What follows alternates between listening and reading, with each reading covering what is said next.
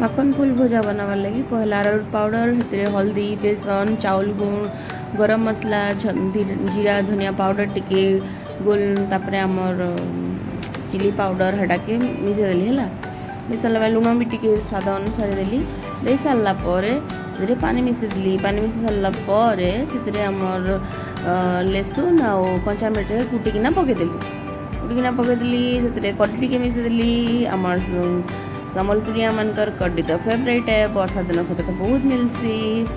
तापर मिस सारापर आमर फूल मन के आगुरी बाछी बुछा किना रखी धुई धुआ किना से पकईदेली तावे तेल गरम कर सारापर तापर से तावे गोटे गोटे किना गोटे छड़ा छड़ा किना रखीदेली सेकली बढ़िया से एक्चुअली मुई नहीं मोर हजबैंड करी लागुचन तापर सेकी सुखा सारापर दुई साइड से पलटे देली सारापर तो आम रेडी फुल माखन फूल भजा आउ काना